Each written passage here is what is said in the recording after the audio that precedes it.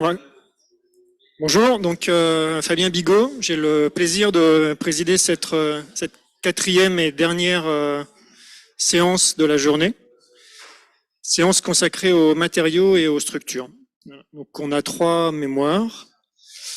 Donc le premier mémoire concerne la résistance des bâtiments de surface aux explosions sous-marines, présenté par Guillaume Barras de DGA.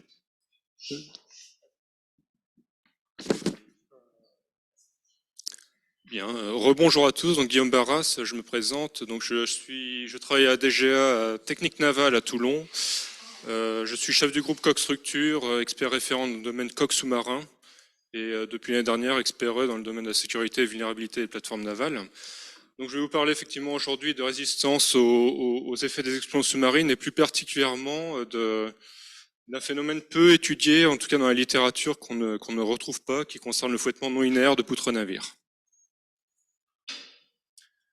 Donc en préambule, je rappelle que nos navires militaires sont conçus, spécifiés et conçus pour résister aux chocs par explosion, aux effets des armes conventionnelles, mines, torpilles, grenades. Et outre donc les installations qu'ils supportent, les coques, la charpente résistante doit résister. Il s'agisse des œuvres vives soumises directement à l'onde de chocs sous-marins issus de la détonation, ou sur les temps plus longs, la résistance au fouettement générée par la bulle de gaz qui pulse dans l'environnement et qui vient exciter en basse fréquence la poutre navire. Tout ça, ça concerne la vulnérabilité de nos plateformes et également la létalité des armes sous-marines quand il s'agit de les développer, de les concevoir. Et pour cela, on a besoin, à côté déjà, d'outils d'évaluation rapide pour balayer un grand nombre de scénarios d'attaque. Et pour couvrir les scénarios les plus sévères, ce que je propose là dans cette étude, c'est d'étendre les domaines d'application de nos modèles de fouettement aux agressions modérées à sévères, dirons-nous, en tenant compte du comportement non linéaire de poutres. Il y a des problèmes d'affichage, mais on peut continuer. Donc je ferai une brève introduction pour parler ensuite de modèles de fouettement proprement dit et de comportement non linéaire de poutres navires. Ensuite, on parlera d'une étude expérimentale que j'ai montée il y a quelques années qui permettent de valider au moins les modèles dans leur partie linéaire. Et enfin, je parlerai d'une étude théorique plus récente qu'on est en train de mener pour étudier les effets de couplage local global entre effet de choc d'une part et effet de fouettement d'autre part. Donc là aussi, c'est des sujets qu'on trouve très peu étudiés dans la littérature. Et d'emblée, donc j'associe l'ensemble des travaux théoriques, donc hors études expérimentales, donc mes collègues de Principia qui ont travaillé sous contrat DGA pour les parties 2 et 4. Donc Tanguy Kennel fut un des acteurs. Donc en introduction, donc je parlais des effets des armes sous-marines conventionnelles, donc celles qui sont générées par la pulsation de bulles de gaz en basse fréquence sont susceptibles de générer des dégâts qui peuvent être importants. Alors qu'il s'agisse des battements des matériels suspendus à bord, on sait qu'on protège du choc un certain nombre de matériels par des dispositifs basse fréquence, des suspensions. Et donc au-delà de leur capacité, on peut rentrer dans les domaines de casse ou de mise en butée. Et pour les structures elles-mêmes, donc l'effet de fouettement se traduit par des contraintes longitudinales importantes dans les éléments de raidissage principal longitudinaux, qui sont liés à la mise en flexion en basse fréquence de la poutre navire. Donc ces effets peuvent devenir préjudiciables à la sécurité de la plateforme, donc pour les biens et les personnes présentes à bord, lorsque ces fréquences de bulles, d'explosion et de fréquences fondamentales de poutre navire se retrouvent très voisines, donc faisant rentrer le système en résonance. Donc le traitement classique, il y a quelques références que vous trouverez à la fin, le traitement classique du fouettement dans le domaine linéaire revient à considérer un comportement de poutre navire qui relie simplement le moment de flexion à la courbure en fonction du module de flexion. Et ce que l'on fait traditionnellement dans les méthodes classiques, ce que fait Naval Group encore aujourd'hui, c'est qu'on compare ce moment de flexion maximal au moment ultime qu'on pourrait atteindre en arc et en contre-arc. Et avec des critères et des marges appropriées, on se prononce sur la tenue de la charpente. Donc cette hypothèse de linéarité devient valide, on l'a dit, pour des agressions modérément ou sévères qui nécessitent de prendre en compte le comportement non linéaire de la poutre navire. S'agissant de grands déplacements en flexion cyclique alternée, on passe par des états successifs d'arc et contre-arc en dynamique. Donc les capacités de résistance ultimes doivent être de résistance des structures principales, pardon. Au niveau des fibres extrêmes, donc les fonds et le point de résistance typiquement, peuvent être dépassés, hein, qu'il s'agisse des limites atteintes en traction vis-à-vis de la limite d'élasticité des matériaux ou en compression vis-à-vis de la tenue au flambement. Donc vous en avez une illustration là-haut, hein, c'est tiré d'ouvrages très, très anciens, après la Seconde Guerre mondiale. Hein, donc c'est Cade ici qui avait comment dire, décrit les différents mécanismes d'endommagement qui pouvaient apparaître en pareil cas. On voit ici l'attaque par explosion, hein, d'un Liberty Ship pendant la Seconde Guerre mondiale. Et on voit là sur l'image en haut à droite, hein, la forme de la rotule plastique générée sur la hauteur de la poutre par flambement du bordé de carène sur toute sa hauteur. Donc le traitement du fouettement peut reposer sur des méthodes très simples, hein, mécaniquement. Vous en avez ici une description très sommaire où on écrit les équations du mouvement vertical, hein, c'est la variable y de t ici dans l'équation, et on retrouve dans l'équation principale, hein, les opérateurs de masse, hein, donc ms la masse de structure, ma la masse d'eau ajoutée, c'est l'opérateur d'amortissement, KS la raideur de structure et KH la raideur de rappel hydrostatique. Et tout ça, on met au second membre les forces excitatrices qui sont provoquées par la pulsation de bulle. Donc ces efforts hydrodynamiques, on a des modèles appropriés pour décrire l'évolution de la bulle et sa migration en direction de la surface, que l'on injecte en force excitatrice dans le modèle. Hein, donc vous avez l'expression ici. Donc l'opérateur MD ici, c'est la masse d'eau déplacée du navire. Et l'accélération particulière, donc générée par la pulsation de la bulle, hein, c'est le U point de T ici, hein, qui relie la dérivée seconde du volume de bulle à la distance d'action, donc le R au carré qu'on voit en bas. Donc tout ça, je le disais, on peut le traiter dans des méthodes très simples, de type modèle 1D, élément fini, avec des formulations de type poutre de Timoshenko, avec prise en compte du cisaillement transverse. Et ça se résout très, très simplement dans le domaine temporel, hein, soit par des résolutions par superposition modale pour des modèles linéaires, ce que l'on fait classiquement. Donc on projette la réponse sur les premiers modes rigides et de flexion de la poutre navire, soit on le verra pour un modèle non linéaire où on est obligé de passer par des méthodes de type résolution intégration directe sur des schémas implicites ou explicites. Donc pour illustrer les mécanismes qui peuvent opérer face à des explosions sévères, regardons simplement l'évolution du moment en fonction de la courbure sur une mise en arc ou en contre-arc en statique. Donc vous en avez une illustration ici. Hein. Donc ça c'est issu d'un calcul. Donc ça c'est classique. On retrouve trois domaines, trois zones de comportement en arc ou en contre-arc. Hein. Donc une partie très linéaire, ensuite un endommagement progressif. Donc c'est la zone numéro 2. Pour atteindre un moment ultime, hein, et passer ce moment ultime, on retrouve un état post-critique qu'on figure ensuite à droite de la courbe ou à l'extrême en bas à gauche. Pardon, donc je pouvais juste se rappeler que donc, ce type de courbe, on le calcule déjà depuis plusieurs années, hein, grâce à des outils comme le logiciel Rultime, qui a été développé par la société Principia à l'époque et qu'on utilise à la DGA pour ça. On peut passer s'il vous plaît. Donc, s'agissant du comportement non linéaire, là, pour le coup, hein, ce que l'on a fait, on a traité le problème par étude théorique, hein, via des calculs, où pour caractériser le comportement en flexion cyclique alternée, hein, comme ça doit être le cas, on a mené différents cas de cyclage sur des tronçons représentatifs. Alors c'est soit des charges-décharges simples, charges-décharges répétées, donc différents cycles, soit des charges alternées en arc et contre-arc, symétriques ou non symétriques. Tout ça pour identifier un comportement non linéaire qu'on puisse intégrer dans une loi pour le modèle de calcul. Donc vous avez une représentation ici de deux modèles éléments finis qui ont été utilisés pour caractériser ce comportement, hein, soit une poutre caisson symétrique, soit une poutre plus désymétrique, un peu plus représentative, dirons-nous, de nos sections de charpente pour les frégates de premier rang, par exemple.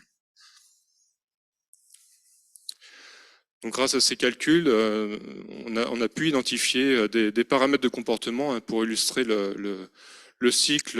Vous en avez une représentation ici. Hein, donc, on a deux cycles complets là, de charge-décharge à courbure imposée, où on identifie le mode de cyclage en charge positive, décharge positive, négative et donc charge-décharge négative, pardon.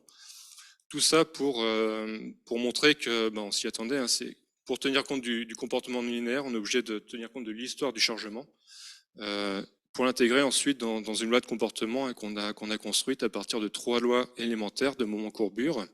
Une loi de base en arc et en contre-arc, donc ça c'est la loi qu'on a vue tout à l'heure, que l'on connaît, pour une section réputée intègre. Et ensuite 2 lois dites dégradées, hein, pour lesquelles on tient compte de l'endommagement dans les structures en arc et en contre-arc. Donc ce sont ces 3 lois de base qu'on utilise ensuite pour la résolution non linéaire. On peut passer à la suite. Donc tout ça, ça a conduit à des développements numériques hein, pour les intégrer dans un code, un logiciel qu'on a baptisé Phèdre pour l'occasion. Donc poutre hydroélastique endommageable dynamique en réponse aux explosions. Donc ça c'est pour le domaine non linéaire. Et c'est un petit clin d'œil à l'outil historique Ariane hein, qu'on utilisait jusqu'à aujourd'hui. Hein, donc Phèdre est la petite sœur d'Ariane. Ariane était dévolue jusqu'à présent aux études purement linéaires. Donc dans cet outil Phèdre, hein, je le disais, on doit tenir compte de la non-linéarité au travers de l'opérateur Raider KS, hein, qui devient pour le coup dépendant de la flèche, ou du déplacement, pardon, en actualisant la rigidité de flexion EI dans chaque section. Et pour la résolution temporelle, on met en œuvre un schéma d'intégration temporelle implicite ou explicite, en actualisant à chaque instant l'opérateur tangent pour prendre en compte la loi moment-courbure non linéaire qu'on a identifiée. Donc ça se résume comme ça, hein, on a le cœur de calcul ici pour le fouettement grâce au logiciel Phèdre, qui est alimenté d'un côté par les forces hydrodynamiques issues de la pulsation de bulle, et de l'autre côté par des lois moment-courbure issues du logiciel Rultim qu'on a dû adapter pour injecter les lois de comportement non linéaire dans le modèle Phèdre. Voilà pour la partie non linéaire. Alors, donc je fais le challenge, je présente 3 études différentes au sein d'une même présentation. Donc excusez-moi si ça vous paraît incongru ou si vous avez l'impression qu'on saute du coq à l'âne, mais tout ça est très cohérent en fait. Hein. Donc la deuxième partie elle concerne l'étude expérimentale qu'on a menée pour étudier le phénomène de fouettement. Donc ça, on l'a fait à DJTN dans un bassin de Détonique. Donc ce que vous avez ici à l'image, hein, c'est une des maquettes qui a été utilisée. Donc ça, c'est un clin d'œil à Jean-François qui nous avait à l'époque gentiment fourni les maquettes qui n'étaient plus utiles à DGATH. Donc c'est une maquette hydrodynamique ici, c'est une échelle 1/20 d'ex-frégate anti-sous-marine. Comme par hasard, c'est la même que celle qu'on a vue en photo tout à l'heure sur la présentation. Donc l'intérêt de ces maquettes, hein, ce sont des maquettes segmentées. Donc la poutre navire métallique est segmentée. Donc on en a une représentation schématique ici avec 8 tronçons démontables. L'intérêt, hein, c'est que les premières fréquences de vibration de cette poutre sont en similitude mécano-acoustique par rapport à la frégate échelle 1. Donc les mesures physiques qu'on a mises en œuvre, c'est bien sûr, on vient mesurer des pressions sous-marines pour caractériser l'explosion, mais également on vient mesurer des moments de flexion à chaque jonction de tronçon, hein, donc les jonctions intersegments, et on y a rajouté des accéléromètres pour mesurer les mouvements du navire en basse fréquence. On peut passer. Donc je disais, on a réalisé les essais en bassin détonique. Hein. Pour ceux qui connaissent, c'est déjà technique navale. On a un bassin détonique ici qui fait à peu près 18 mètres de diamètre en partie haute, qui nous permet de faire des essais à échelle réduite. Pour les essais à échelle 1, on va en mer. Donc, et on a étudié dans cette campagne 2 sources d'excitation différentes, hein, séparément. Donc classiquement, on a fait des explosions sous-marines, donc c'est des charges d'équivalent TNT 36 grammes. Et en parallèle, j'avais mené aussi des essais par canon à air. Donc c'est des canons qui sont développés par la société Sercel, qui sont destinés plutôt à l'exploration sismique des fonds marins. Tout ça pour l'idée étant des canons à air, hein, de générer ici une bulle de gaz qui pulse à basse fréquence et voir dans quelle mesure on pouvait pallier les essais d'explosion par ce type de technologie. Donc on a étudié dans chaque cas 4 configurations de tir, hein, très simplement. On positionnait la charge ici par le travers face à la section du milieu du navire à 45 degrés, donc en site d'attaque. Et on faisait simplement varier la distance d'action donc entre la charge, entre la source et le navire pour chaque cas. Donc normalement, si vous cliquez ici, il y a une vidéo qui s'allume en grand. Espérons que ça marche. Ouais. Merci. Donc là, vous avez un essai faible amplitude par canon à air qui a été réalisé. Où, si on se le repasse, vous allez voir ici les vibrations de fouettement qu'on veut caractériser en basse fréquence. Elle vibre à l'avant. Les phénomènes autant plus longs n'ont pas d'intérêt pour la manipulation. Je pense qu'on peut faire échappe. Elle vibre à l'avant. Merci. Et le canon à air utilisé, on le retrouve ici en photo. Voilà. Donc on peut passer à la suite. Donc si on s'intéresse aux enregistrements de pression sous-marine, donc en essai pyro, on retrouve des choses très connues pour nous. Donc un premier front raide de pression qui caractérise le choc primaire lié à l'explosion, donc à la détonation de l'explosif sous l'eau. Puis des chocs secondaires autant plus longs qui vont apparaître autour de 100 et 150 millisecondes dans notre cas ici, qui sont liés à la réémission d'ondes en raison de la contraction de la bulle de gaz. Et pour les essais par canon, c'est ce qu'on retrouve ici en bas à droite, donc pour 4 tirs différents. Le choc initial est de plus faible amplitude, comme on le remarque, c'est pas les mêmes échelles. On est en bar en bas et en mégapascal en haut. Et on identifie très bien en fait les deux pulsations de bulles qu'on voit ici avec les réémissions d'ondes, donc avec des impulsions relativement importantes à chaque fois. Donc dans les deux cas, ce que l'on avait cherché à faire en montant la manipulation, c'est d'avoir des fréquences excitatrices, donc en basse fréquence, qui soient du même ordre entre explosion pyro et canon à air. Donc on a des fréquences ici de l'ordre de 11 Hz pour les deux sources. Et donc pour information, cette fréquence est de l'ordre du double de celle de la fréquence fondamentale de la maquette qu'on a testée. Donc on n'est pas à la résonance sur le mode fondamental exactement, parce qu'on ne pouvait pas y arriver. On peut passer. Alors j'en profite là pour présenter quelques clichés en fait d'explosion et de canon, donc des films qu'on fait sous l'eau dans ce cas-là. Donc c'est des clichés qui sont tirés de vidéos numériques rapides en haut et simplement d'enregistrements type GoPro en bas par canon. Très peu lisible en fait pour le canon, mais faites-moi confiance sur ce que je vais dire. Donc pour les explosions sous-marines, classiquement on a une bulle qui reste très sphérique dans ses premières pulsations. Ici vous avez la séquence des clichés sur la première pulsation de bulle. Donc un écoulement incompressible, très sphérique, très omnidirectionnel. Contrairement à la cavité produite par le canon qui elle présente 4 lobes principaux au moment de la détente des gaz, donc on les distingue à peine ici, qui ont tendance à diriger un peu l'écoulement. Et on verra ensuite dans la corrélation calculée sec, ça peut expliquer certaines différences. Donc en termes de résultats de fouettement, donc on exploite simplement là les moments de flexion le long de la poutre navire. Donc les tracés que vous avez ici, c'est le moment de flexion mesuré au milieu du navire, donc pour les tirs par explosion et les tirs par canon, donc à 4 intensités différentes.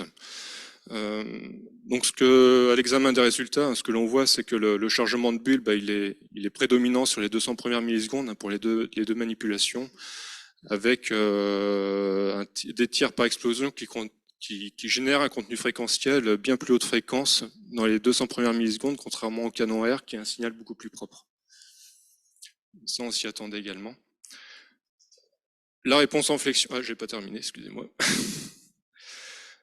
Donc la réponse en flexion se fait sur le mode principal, fondamental, premier mode de vibration de la poutre navire. Et ce qu'il faut remarquer, noter tout de suite aussi, c'est que les amplitudes maximales qu'on relève en termes de moment sont inversement proportionnelles au rayon, donc à la distance d'action au carré.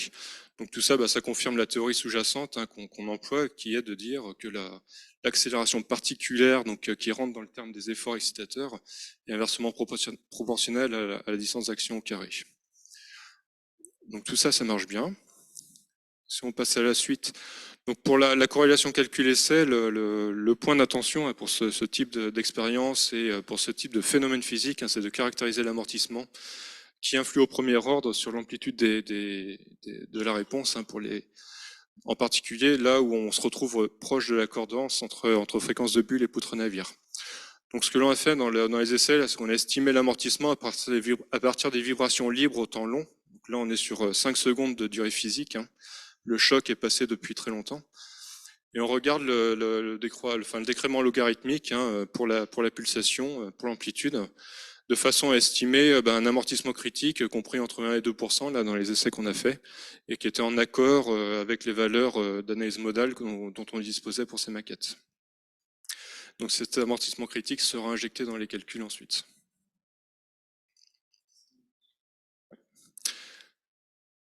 Donc en termes de corrélation calcul-essai, on a mis en œuvre là le modèle linéaire, parce qu'on n'était pas dans le domaine non linéaire, hein, contrairement à ce qu'on a vu tout à l'heure, pour comparer les moments de flexion, toujours au niveau de la section milieu. Donc ce que l'on note pour les tirs par explosion, donc un tir de sévérité modérée et un tir de sévérité plus forte ici, c'est une très bonne corrélation, très bonne concordance entre les calculs et les essais. La concordance est un peu moins bonne là, pour les tirs par canon. Et je l'explique en tout cas par ce qu'on a vu tout à l'heure, hein, certainement donc l'hypothèse d'écoulement sphérique autour de la source qui est un peu mise en défaut là du fait des observations expérimentales. Cela dit, donc les résultats sont tout à fait acceptables pour les explosions, ce qui nous intéresse ici. Voilà pour la deuxième partie. Donc la dernière partie, là, ça concerne une étude qu'on vient de mener avec Principia sur dans quelle mesure, dans le traitement classique du fouettement, on n'a aucune interaction entre les effets locaux liés au choc primaire, donc l'enfoncement du bordé de navire par exemple, sur la réponse au temps long, donc le phénomène de fouettement qu'on vient d'étudier. Ça, on le vérifie très bien pour des hypothèses, donc pour des explosions de sévérité limitée ou modérée. La question que l'on se pose, hein, pour étendre le domaine de validité de nos modèles, toujours, c'est quid des cas d'explosion plus sévères. Notamment deux questions. Est-ce que l'endommagement, ce que j'appelle endommagement ici, ce sont des plastifications ou des enfoncements de bordées, de carènes. Est-ce que ces endommagements sont susceptibles de modifier le comportement de la poutre navire au temps plus long? Première question. Et deuxième question, c'est dans quelle mesure les effets du choc sont susceptibles d'aggraver ces effets de fouettement, c'est-à-dire diminuer la capacité de résistance de la poutre navire et donc vis-à-vis de ces états ultimes que l'on connaît en arc et en contre-arc à l'état initial. Donc c'est l'objet de l'étude théorique que je vous présente ensuite, hein, que ça va être assez rapide, il y a deux, trois planches, pas plus. Donc ce qu'on appelle ce couplage local global, on l'a étudié numériquement à défaut d'essai, hein, avec des calculs couplés complexes, hein, donc avec les logiciels ESINA et USA qui sont couplés pour modéliser le comportement de la plateforme au choc sous-marin. Donc avec des calculs éléments finis 3D, de la charpente résistante de tout le navire. On a adapté la finesse de maillage dans la tranche milieu qui est la zone d'intérêt pour ce qu'on étudie spécifiquement, de façon à modéliser correctement les mécanismes de plastification dans la zone. Et on a regardé l'influence du choc par une étude comparative, soit de chargement de type bulle seul, donc c'est un modèle de X qui est mis en œuvre. Donc on n'a pas d'effet de choc dans ce cas-là. Soit un modèle combinant les effets de choc et de bulle, hein, c'est un modèle de X qui combine la théorie de Price pour l'onde de choc primaire. Donc on a testé comme cela 8 configurations, hein, donc avec une même charge explosive, on a simplement fait varier l'angle d'attaque, ici, θ, et la distance d'action entre la source explosive et le navire. Donc on peut passer. Donc si on regarde l'évolution du moment et de la flèche au milieu du navire en fonction du facteur de choc à la quille, les constats que l'on fait, c'est que la réponse au fouettement, elle est modifiée et amplifiée par le choc primaire. Donc ça, c'est un constat important. Pour les facteurs de choc les plus élevés, donc c'est les points qui s'écartent, on va dire, ici, en arc et en contre-arc, par rapport à la solution sans choc. Et à contrario, pour les chocs de faible intensité, on n'a aucune interaction, aucun effet au temps long du choc primaire sur le fouettement. On peut faire la même constatation sur la planche suivante.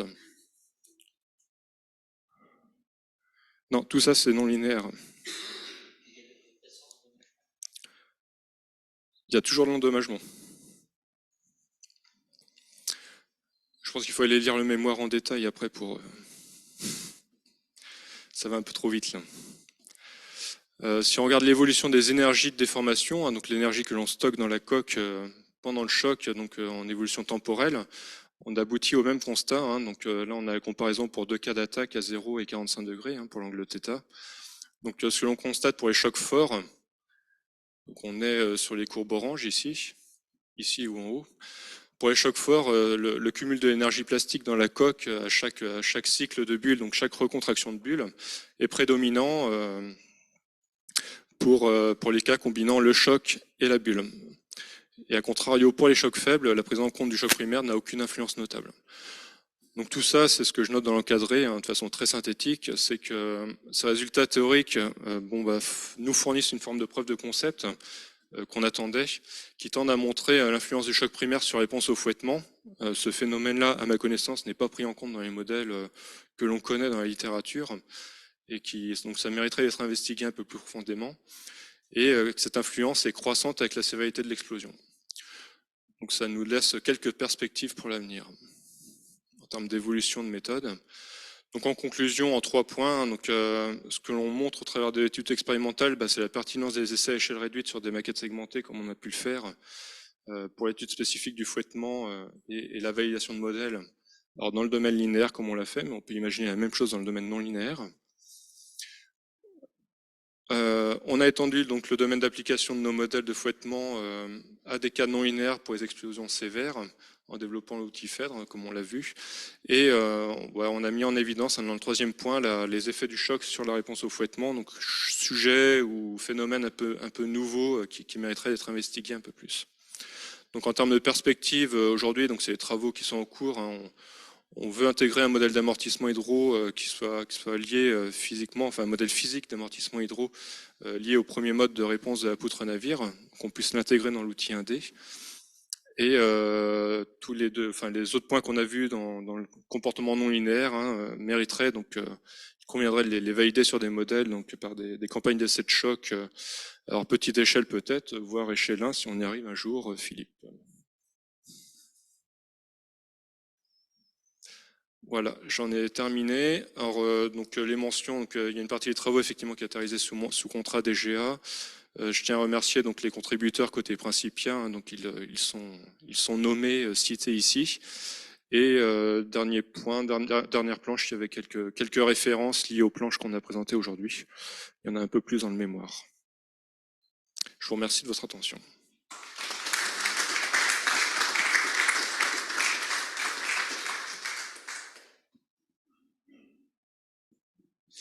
Merci, très intéressant. Est-ce qu'on a des questions dans la salle?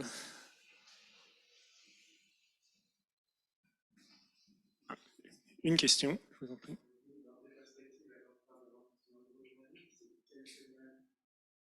Donc, non, ça sera radiatif. L'amortissement visqueux, je pense pas qu'il soit du premier ordre là sur ce qu'on regarde.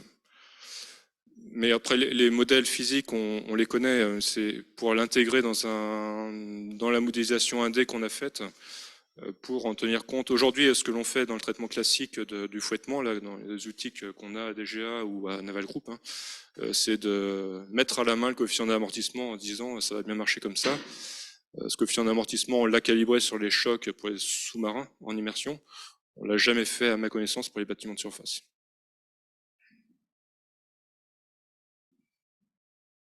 Oui.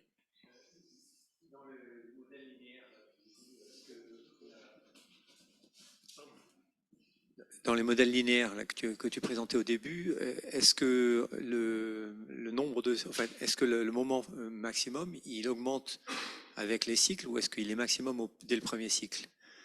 Et autrement dit, est-ce qu'il y a un effet effectivement de, comment dire, de, Ah oui. En fait, si on regarde des signaux classiques de fouettement dans le domaine linéaire, on va rester dans le domaine linéaire. C'est pas forcément sur la première expansion de bulle d'explosion qu'on va retrouver le maximum. Il y a un phénomène d'accordance qui peut se retrouver soit en arc ou en contre-arc sur les cycles suivants, quoi. Et c'est jamais, enfin, on peut pas en tirer des conclusions. C'est vraiment problème dépendant à chaque fois. Est-ce qu'il y a d'autres questions? Oui. Deuxième question.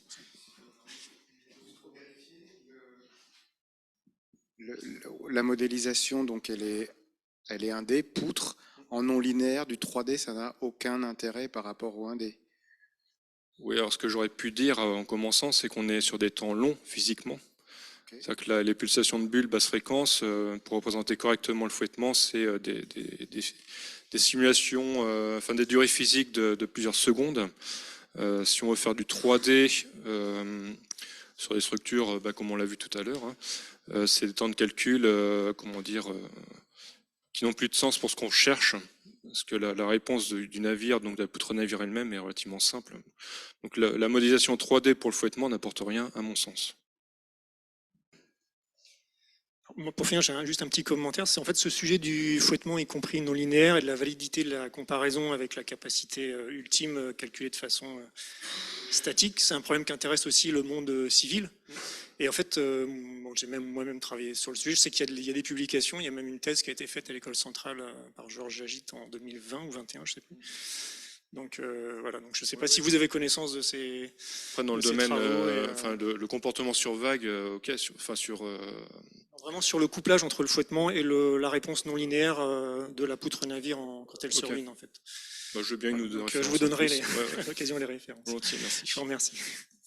On va passer au deuxième mémoire s'il vous plaît.